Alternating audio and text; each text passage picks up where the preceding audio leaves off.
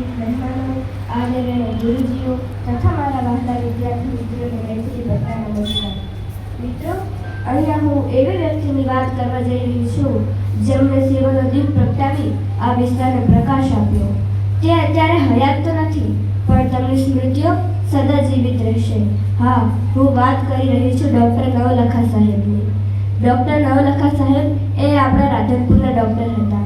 મેં તેમને જોયા તો નથી, પણ મને મારા પિતાશ્રીએ તેમની સેવાઓ અને ખ્યાતિ વિશે જાણ્યું તો આજે મને કહેવાનું મન થાય કે તેઓ ફક્ત ડૉક્ટર જ નહીં, પણ સાચા અર્થમાં ભગવાને મોકલેલ આ વિસ્તાર માટે દેવદૂત હતા. મિત્રો, તે હતા તો બિન ગુજરાતી, પણ અહીંયા તે એવી રીતે ભળી ગયા કે જેમ દૂધમાં સાકર ભળે. તેમના સંપર્કમાં આવતા દરેક દર્દીને તે નામથી ઓળખતા થઈ જતા. રાધનપુરની રેફરલ હોસ્પિટલ છે તો સરકારી, પણ તે નવલખા સાહેબની સેવાઓ એવી કે તેને નવલખા સાહેબના દવાખાના તરીકે જ ઓળખાતી. નવલખા સાહેબની ખ્યાતિ દૂર દૂર સુધી ફેલાયેલી હતી. સાહેબના હાથે એવી જ રેખા કે દર્દી દવાખાને રોતો રોતો આવે ને પાછો હસતો હસતો જાય.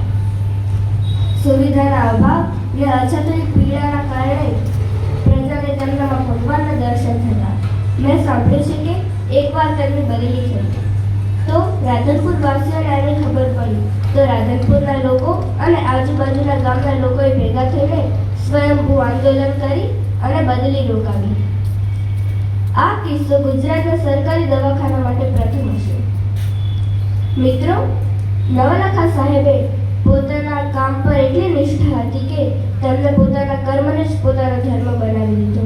અને એટલે શ્રી કૃષ્ણએ ગીતામાં કહ્યું છે કે શ્રીમદ ભગવદ્ ગીતા અધ્યાય 2 શ્લોક 47 શ્રી કર્મણ્યેવાધિકારસ્તે મા ફલેષુ કદાચન. એટલે કે કેવળ કર્મમાં જ મનુષ્યનો અધિકાર છે, ફળમાં નહીં. ફળની આશા કર્યા વગર કર્મશીલતા અપનાવો.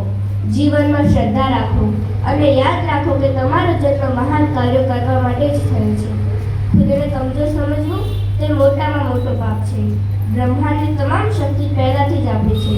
તેવો વિશ્વાસ રાખો અને સાથે સાથે પોતાની ક્ષમતા ઉપર પણ.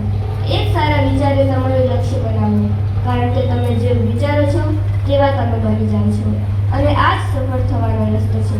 તમે ખુદને કમજોર માનો તો તમે કમજોર અને સમર્થ માનો તો સમર્થવાન બની જશો. અને આજે નવલખા સાહેબની પુણ્યતિથિના દિવસે હું મારી પાઠશાળા તરફથી તેમના ચરણોમાં શ્રદ્ધાંજલિ અર્પણ કરું છું. અસ્તુ.